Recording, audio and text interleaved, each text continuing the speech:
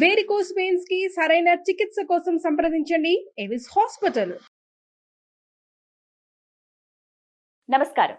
ప్రస్తుతం మనతో పాటు ఇస్కాన్ టెంపుల్ నుంచి ప్రణవానంద ప్రభుజీ ఉన్నారు. వారు ముంబైలోని గోవర్ధన్ ఇకో విలేజ్ ఆశ్రమంలో సేవ చేస్తూ ఉంటారు. ప్రత్యేకంగా శ్రీకృష్ణ భగవానుడి గురించి, వారి లీలల గురించి, ఇప్పటి జనరేషన్ అసలు శ్రీకృష్ణ భగవాన్ నుంచి ఏం నేర్చుకోవాలో, శ్రీకృష్ణ తత్వం సమస్త మానవాళికి ఏం చెబుతోందో వారి ప్రవచనాల ద్వారా వివిధ మాధ్యమాల్లో వివరిస్తూ ఉన్నారు. ప్రస్తుతం సుమన్ టీవీ స్టూడియోలో ఉన్నారు. వారితో మాట్లాడదాం. ప్రణవానంద ప్రభుజీ, నమస్కారం అండి. హరే కృష్ణ. ప్రభుజీ, చాలా మంది వీడియోస్ చూసి కామెంట్స్ పెడుతూ ఉన్నారు. వాళ్ళు కూడా మీతో మాట్లాడాలి, కొన్ని ప్రశ్నలు అడగాలి వాళ్ళ గురించి అని మనం భావిస్తున్నప్పటికీ అది కుదరని పని కాబట్టి కామెంట్స్ లో పెడుతున్నారు. ఆ క్వశ్చన్స్ నేను మిమ్మల్ని అడుగుతున్నాను. అందులో అడిగిన ప్రశ్నలు ఏమిటంటే, కొంతమంది విద్యార్థులే, అది కూడా ఇంజనీరింగ్ చదివే పిల్లలు కావచ్చు, ఇలా వాళ్ళు ఏం చదువుతున్నారో కూడా వాళ్ళు అక్కడ రాయటం కూడా చూసాను నేను. ఆ కామెంట్స్ లో అడిగింది ఏంటంటే, కొన్ని డిస్ట్రాక్షన్స్ ఇప్పుడు చూస్తున్నాము. ఎంత మంచిగా మేము వెళ్దాం అనుకున్నా అది ఏజ్ ఎఫెక్టో ఏంటో తెలియదు, కానీ మంచి వీడియో చూద్దామని యూట్యూబ్ లో వెతికినా కూడా ఏదో ఇంకొక వీడియో రావటం, మైండ్ అంతా డైవర్ట్ అయిపోవటం. మేము ఎంత మంచి చేద్దామన్నా కూడా మాకు చుట్టుపక్కల ఉన్న అట్రాక్షన్స్ వల్ల మేము చేయలేకపోతున్నాం, శ్రద్ధ పెట్టలేకపోతున్నాం చదువు మీద అని చాలా మంది స్టూడెంట్స్ నుంచి వచ్చిన క్వశ్చన్ ఇది. ఈ డిస్ట్రాక్షన్స్ నుంచి ఎలా బయటపడాలి అని అడుగుతున్నారు. మీకు ఒక విషయం చెప్తానండి. డిస్ట్రాక్షన్ అనేది కేవలం ఒక ఏజ్కి సంబంధించింది కాదు. ఓకే. ఒకసారి అక్బర్ బీర్బల్ని అడుగుతారనమాట. ముసలితనంలో మన దగ్గర ఉండే అనర్థాలు అంటే ఆ యొక్క కోరికలు ఇవన్నీ పోతాయి కాబట్టి ఈ యంగ్ ఏజ్, మీరు అన్నారు కదా, ఆ ఏజ్ ప్రభావం బట్టే ఈ ఒకటి ఉంటుంది అని అన్నారు. అంటే బీర్బల్ అన్నారు, అది కాదయ్యా, ఎప్పుడైనా సరే ఎక్కడికైనా సరే మన హృదయం శుద్ధీకరణ జరగలేదు అని అంటే ఎప్పుడు ఉండే ఉంటాయి అని అంటే ఆయన నమ్మారనమాట. సరే రేపు ప్రొద్దున రా నిరూపిస్తాను అని చెప్తారు. చెప్పి ఒక ముసలు ఆయన నెక్స్ట్ డే చనిపోతున్నారు, ఇంకొన్ని క్షణాలలో చనిపోతున్నారు అని పెట్టి అక్కడ ఇలా పడుకోబెట్టారనమాట. ఆయనని పడక మీద పడుకోబెట్టేసి ఏం చేశారంటే వాళ్ళ యొక్క రాజుగారిని రమ్మన్నారు. రాజుగారు వచ్చేటప్పుడు మీరు రాజాది రాజా అని ఇలా అరుస్తూ ఉంటారు కదా, తర్వాత రాజుగారు ఇలా దిగొస్తారు. ఆయన దిగొచ్చే సమయంలో అందరు చూస్తూ ఉన్నారు, ఇలా రాజు కూడా దిగొస్తున్నారు. రాజుగారి యొక్క చిన్న కూతురు అన్నమాట, ఒక యూత్ లో ఉంది ఆవిడకి పెద్ద పెద్ద గజ్జలు వేసి పట్టీలు వేసి తయారయ్యి ఆవిడ ఇలా పక్క నుంచి వెళ్తున్నారు అనమాట. గల్ గల్ గల్ అని నడుస్తూ ఉన్నారు. ఆ హెయిర్ లో నుంచి వాసన వస్తుంది అనమాట ఈ ముసలివాడికి. అయితే ఈయన రాజు వస్తున్నాడు అని ఇలా తిప్పారు తలని, ఇటువైపు నుంచి రాజు వస్తున్నారు. కానీ ఎప్పుడైతే ఆ గల్ గల్ గల్ అని శబ్దం సువాసన వచ్చిందో మెల్లగా తలని అటువైపు తిప్పడం ప్రారంభం చేశారనమాట. అప్పుడు అక్బర్కి చూపించారు, ఈయన చూసావా, నువ్వు అన్నావు కదా పోతుంది కోరిక అని, ఎలా ఉంది అని చెప్తారన్నమాట. కాబట్టి ఏజ్ తో సంబంధం కాదండి. ప్రతి ఒక్కళ్ళకి కూడా ఈ డిస్ట్రాక్షన్, కామ, క్రోధ, లోభ, మోహ, మద, మాశ్చర్యములు అనేవి హృదయంలో ఉంటాయి. ఇదే అవిద్య, అనర్థములు అని అంటారు. ఇవి శుద్ధీకరణ. ఈ మనసు మనం చూడండి, ఎక్కడైనా చెప్తుంది అనుకోండి, బాగా మనం క్లీన్ చేసేసి తోమేసేసి నీట్గా తూడు చేసేసేసరికి అది వెలుగుతుంది, అప్పుడు ఫ్లోర్ క్లీన్గా అయిపోతుంది. అలానే మన మనస్సుని మనం క్లీన్ చేయాలన్నమాట. చేతో దర్పణ మార్జనం అని అంటారు. మార్జనం అంటే క్లీనింగ్.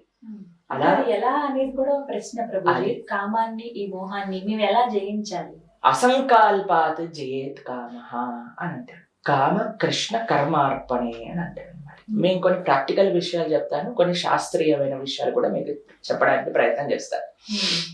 మీకు అన్నిటికంటే ముఖ్యమైన విషయం ఏంటి అని అంటే, అన్ని డిస్ట్రాక్షన్స్ మధ్యలో నేనుండి ఆ డిస్ట్రాక్షన్స్ ని జయిస్తాను అనేది పెద్ద అబద్ధం. ఎందుకు అని అంటే, మన ఫోన్ మన దగ్గరే ఉంటుంది, దాంట్లో జియో సిమ్ వేసేసి ఫుల్లీ ఇంటర్నెట్ పెట్టేసుకుంటాను, ఎటువంటి పేరెంటల్ కంట్రోల్ యాప్ లేదు, ఏం లేదు. ఈ రోజు నుంచి నేను డిసైడ్ చేసుకున్నాను నాకు ఎటువంటి డిస్ట్రాక్షన్ ఉండకూడదు అని. మనం లెక్చర్ వినడానికి యూట్యూబ్ లోకి వచ్చినా సరే మీరు ఇందాక అన్నట్టు ఏదో ఒక చెత్త వీడియో సజెస్ట్ చేసేసి మనల్ని అటువైపు తీసుకెళ్ళిపోతుంది. కాబట్టి మనం జాగ్రత్తగా ఉండడానికి ప్రయత్నం చేయాలి. అందులో కొన్ని ప్రాక్టికల్ విషయాలు మన ఛానల్లో కూడా నేను చెప్పడం జరిగింది, మళ్ళీ మీకు రిపీట్ చేస్తాను.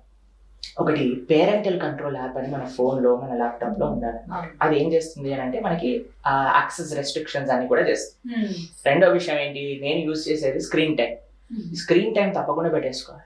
నాది వాట్సాప్ 1/2 అవర్ అయిపోయాక బంద్ అయిపోతుంది అన్నమాట. అలానే అన్ని అప్లికేషన్స్ కి ఏదైతే మనకి డిస్ట్రాక్షన్స్ ఇస్తుందో అది చేస్తుంది. దాని తర్వాత యూత్ కోసం నేను స్పెసిఫిక్ గా చెప్తున్నాను, చాలా కాంప్లికేటెడ్ పాస్వర్డ్స్. మా ఫ్రెండ్ ఒకడు ఉండేవాడు అనమాట, ఎంత పెద్ద పాస్వర్డ్ పెట్టుకునేవాడు అని అంటే అసలు ఆ పాస్వర్డ్ టైప్ చేసేటంలో నీరసం వచ్చేది అనమాట, ఇంకా లోపలికి వెళ్ళేవాడు కాదు. చాలా అవసరం ఉంటే తప్ప లోపలికి వెళ్ళకుండా అలా కాంప్లికేటెడ్ పాస్వర్డ్స్ పెట్టడం కూడా ట్రై చేయొచ్చు. అన్నిటికంటే అండి మనం ఏం చేసినా సరే మన మనస్సు కానీ బాగాలేదు అన్నప్పుడు మనం ఎన్ని చేసినా సరే వాటిలలో నుంచి ఎక్స్క్యూజెస్ తీసుకొని మనం తప్పు చేస్తూనే ఉంటాం. అన్నిటికంటే క్రక్స్ ఏంటి అని అంటే మన మనస్సుని కంట్రోల్ చేసుకోవటం. అది ఎలా వస్తుంది అని అంటే మన వల్ల సాధ్యమవుతుందా అని అంటే అవ్వని పని, అది భగవంతుడి దయ ఉండాలి. కామ కృష్ణ కర్మ అర్పణి అని అంటారు. మనం కృష్ణుడి కోసం కృష్ణ భక్తి కృష్ణ సేవ మన దగ్గర ఉండే ఎనర్జీని, అన్నిటికంటే ఏంటో తెలుసా అండి, ఖాళీగా ఉండకూడదు. And ideal mind is devils work shop అని మనం వింటూ ఉంటాం అన్నమాట. కాబట్టి ఎంత వీలైతే అంత మనం ఏదో ఒక పని చేస్తూ ఉండాలి. ఒంటరిగా ఉండటము, అనవసరమైన ఆలోచనలతో ఉండటము, ఇవన్నీ చేయకూడదు. మీకు ఒక విషయం చెప్తాను, ఈ యొక్క డిస్ట్రాక్షన్స్ అనేవి ఏంటో తెలుసా అండి, మీకు ఎప్పుడైనా ఇచ్చింగ్ వస్తుందా అంటే ఏదైనా పుండ్ అయినప్పుడు మనకి అక్కడ గోకాలు అనిపిస్తుంది, మనకి తెలుస్తుంది. కానీ అక్కడ మాత్రం మనం ఇలా ఇలా ఇచ్చింగ్ చేసామనుకోండి అది పుండ్ అయిపోతుంది, పెద్దదవుతుంది.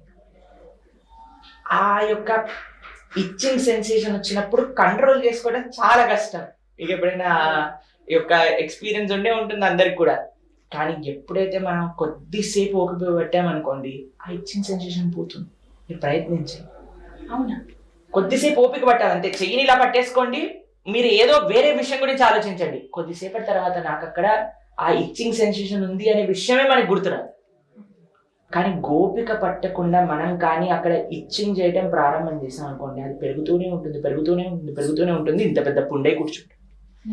కాబట్టి ఎప్పుడైనా మనకి చెడు ఆలోచనలు వచ్చాయి అని అంటే మనసుని వెంటనే అక్కడ నుంచి కట్ చేయండి, వేరే పనులలో పెట్టండి. కొద్దిసేపు ఆ వేరే పనిలో మీ మనసుని పెట్టండి, కొద్దిసేపట్లో ఆ యొక్క ఆలోచన అని పోతుంది. కొంతమంది ఏం చెప్తారు తెలుసండి, ఈ ప్రపంచంలో చెడు ఆలోచనలు వచ్చినప్పుడు, చెడు పనులు చేసేటప్పుడు ఎంతగా చేసేయాలంటే ఆ పని పైన విరక్తి పుట్టాలి, అప్పుడు పోతుంది అని చెప్తారు. ఇది పెద్ద అబద్ధం.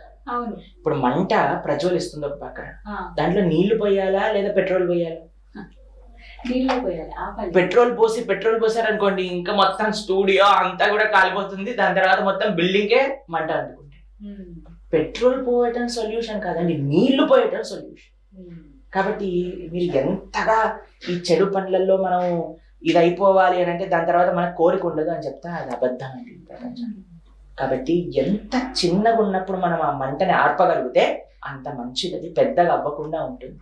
అందుకే చిన్నప్పటి నుంచే మనకి మన సనాతన ధర్మంలో కొన్ని నియమాలు అని చెప్పారు అనమాట. ఎప్పుడైనా చూడండి మన నియమాలు పాటిస్తూ ఉంటాం. ఈ వ్రతం రూపంలోనో, ఈ మాల రూపంలోనో, నోము రూపంలోనో ఎప్పుడైనా సరే కొంతమంది చెప్తుంటారు, రోజు మేము శుక్రవారం రోజు ఈ పని చేయం, మంగళవారం రోజు ఈ పని చేయం, శనివారం నియమం పెట్టారు అని అంటే అది నీకు చెడు అని గుర్తు. కాబట్టి వాటిని ఎంత మనం తగ్గించుకుంటే అంత మంచిది. మరి మేము ఎలా ప్రభుజీ మనసుని ఎలా నిగ్రహ చేయగలుగుతాము అని అంటే మీకు ఒక ఆధ్యాత్మిక సాధన, అన్నిటికంటే గొప్ప సాధన ఏంటి అంటే భగవంతుడి యొక్క నామాన్ని జపం చేయడం. మంత్ర మెడిటేషన్ అనే ఈ టెక్నిక్ ని మీరు ఫాలో అవ్వండి, ఎంత మంచి రిజల్ట్స్ వస్తాయి అంటే మనసు బాగుంటుంది, మనకి దృఢ నిశ్చయం ఏర్పడుతుంది, డిస్క్రిమినేషన్ డిటర్మినేషన్ రెండూ వస్తాయి ఈ మంత్ర మెడిటేషన్ ద్వారా. ఏంటది అంటే ప్రతిరోజు ఒక 15 నిమిషాలు 20 నిమిషాలు అరగంట సేపు మీరు మీ సమయాన్ని తీసి హరే కృష్ణ కృష్ణ కృష్ణ హరే హరే, హరే రామ రామ రామ హరే హరే, ఈ మంత్రాన్ని జపం చేయండి. ఎంత స్ట్రెంగ్త్ ఇస్తుంది అని అంటే మనం బ్యాటరీని ఛార్జ్ చేసినట్టుగా మన మనస్సు మన శరీరం మొత్తం కూడా ఆ పాజిటివిటీ ఆ స్పిరిచువాలిటీతో ఛార్జ్ అయిపోతుంది అన్నమాట. ఎవరైనా హ్యాపీగా జపం చేసుకోవచ్చు. మనం జపం గురించి లాస్ట్ టైం మాట్లాడుకున్నాం, అలా చక్కగా జపం చేయండి. మన మనసు పైన ఎంత నిగ్రహం వస్తుందో మనకు తెలుస్తుంది. కాబట్టి మనము మన దగ్గర ఉండే చెడు విషయాలను నిగ్రహించటం ఇంకా ఏ మార్గంతో సాధ్యం కాదండి. మనకి తెలుసు విశ్వామిత్రుడు మెడిటేషన్ చేశారు, అరణ్యంలోకి వెళ్ళి తపస్సు చేయడానికి కూర్చున్నారు. మేనక రంభ వీళ్ళందరూ వచ్చి డిస్ట్రాక్ట్ చేసేస్తారు, మనకి తెలుసు ఈ విషయం గురించి. ఒకసారి కామం ద్వారా, ఇంకోసారి కోపం ద్వారా ఆయన తన యొక్క తపశ్శక్తిని మొత్తం కూడా కోల్పోతారు. కానీ అదే విషయం ఒక కృష్ణ భక్తుడు ఉన్నారండి, ఆయన పేరు హరిదాస్ ఠాకూర్ అని అంటాడన్నమాట. ఆయన జపం చేస్తూ ఉంటారు. రోజుకి ఎన్ని గంటలు జపం చేసేవారో తెలుసా? 24 గంటలలో 22 గంటలు జపం చేసేవారు. అయితే ఇలా జపం చేస్తూ ఉన్నప్పుడు ఆయన అంటే కొంతమంది పడని వాళ్ళు ఉండేవారు అనమాట. వాళ్ళు ఒక వేష్యను పంపించారు ఆయన దగ్గరికి. ఈయనని ఎలా అయినా డిస్ట్రాక్ట్ చేసేసి ఈయనతో తప్పు చేయించేసి అప్పుడు మొత్తం సమాజంలో ఈయనని మనం చెడుగా అనుకోవచ్చు అని ఆవిడ వెళ్తుంది, ఆయన దగ్గరకు వస్తుంది అనమాట. అయ్యా, నేను మీతో ఎంజాయ్ చేయాలనుకుంటున్నా అని. ఈవిడ పేరు లక్షహీరా అంటారు, చాలా సౌందర్యవతి అనమాట. ఆవిడ వచ్చి నేను డిస్ట్రాక్ట్ చేయడానికి ప్రయత్నం చేస్తుంది. అయితే ఈయన అంటాడు, అమ్మ నేను జపం చేస్తున్నా, కూర్చో, జపం అయిపోయాక నీతో మాట్లాడతా అని. జపం చేస్తున్నారు. సాయంత్రం అయిపోయింది, రాత్రి అయిపోయింది, పొద్దున అయిపోయింది, ఇంకా జపం చేస్తూనే ఉన్నారు. అయ్యా పొద్దున అయిపోయింది అంటే సరే మరి సాయంత్రం పూట రా. మళ్ళీ సాయంత్రం పూట వచ్చింది, చూసేసరికి జపం చేస్తున్నా. ఇక మన ఇద్దరం ఎంజాయ్ చేద్దామని అంటే వెయిట్ చేయి, జపం అయిపోగానే వస్తాను. అలా 3 రోజులు అయ్యేసరికి ఆయన కళ్ళు తెరిచేసరికి ఈవిడ కూడా ఒక జపమాల పట్టుకొని కూర్చుంది అనమాట, జపం చేస్తూ ఉందన్నమాట. కాబట్టి ఆ స్ట్రెంగ్త్ మనకి, మనతో ఉండే వాళ్ళందరి లోపల ట్రాన్స్ఫర్మేషన్ అనేది భగవద్భక్తి అది సులభంగా మనకి కలిగిస్తుంది అనమాట. కాబట్టి ఈ భగవద్భక్తి, ఈ కృష్ణ నామ జపం, ఈ భగవత్ సాంగత్యం, మంచి వాళ్ళ సాంగత్యంలో ఉండటం చేత, ఎప్పుడు కూడా మంచి విషయాలు మనం స్వీకరించడం చేత మన హృదయంలో ఉండే చెత్త, ఇప్పుడు చూడండి ఒక గ్లాస్ లో మురికి నీళ్లు ఉన్నాయనుకోండి, పైనుంచి మనం నీళ్లు పోస్తూ మంచి నీళ్లు పోస్తూ ఉంటే ఈ మురికంతా బయటకు వెళ్ళిపోతుంది. కొద్దిసేపటి తర్వాత ఈ గ్లాస్ లో మొత్తం కూడా మంచి నీళ్లు ఉంటాయి. అలా ఇప్పుడు మన హృదయంలో చెత్త ఉంది, మన మనసులో చెత్త ఉంది అనుకోండి, మంచి విషయాలు, ఆధ్యాత్మిక కృష్ణ సంబంధమైన విషయాలన్నీ కూడా వింటూ ఉండండి, చూస్తూ ఉండండి. కేవలం ఏమంటారో తెలుసండి, చెడు చూడకూడదు, చెడు వినకూడదు, చెడు మాట్లాడకూడదు, చెడు ఆలోచించకూడదు అంటే దాంతో సరిపోదండి. చెడుని చూడకపోవటం ఎంతైతే ముఖ్యమో మంచిని చూడటం కూడా అంతే ముఖ్యం. మంచిని వినటం అంత ముఖ్యం, మంచిని ఆచరించటం అంత ముఖ్యం, మంచిని మాట్లాడటం అంత ముఖ్యం. కాబట్టి ఇలా చేసినప్పుడు తప్పకుండా ఎంతమంది, మా యొక్క సొంత జీవితంలో నేను మీకు చెప్తాను, ఎంతో మంది వందలాది యూత్స్ మేము చూసాం. వాళ్ళ జీవితాల్లో ఉండే చెడు అలవాట్లన్నీ కూడా వాళ్ళు మారి మంచి ఆధ్యాత్మిక మార్గంలో వేలాది మందిని ఇప్పుడు కూడా మనం చూస్తున్నాం అనమాట. ఎందుకు సాధ్యమైంది అని అంటే కృష్ణ సాధన ద్వారా, ఆధ్యాత్మిక భక్తి సాధన ద్వారా ఇది సాధ్యమవుతుంది. కాబట్టి మీరు అస్సలు కంగారు పడకండి. ఎటువంటి చెడు అలవాట్లు ఉన్నా అన్నీ పోతాయి. మనం ఆ సంకల్పం చేసుకోవాలి, కృష్ణుని ప్రార్థన చేయాలి, ఆ కృష్ణ నామం జపం చేయాలి, మంచి వాళ్ళ సాంగత్యంలో ఉండాలి, మంచి విషయాలు ఉండాలి. అదే ప్రయత్నం ద్వారా మనం భగవద్గీత, భాగవతం, రామాయణం, మహాభారతం ఇవన్నీ చెప్తూ ఉన్నాం అన్నమాట.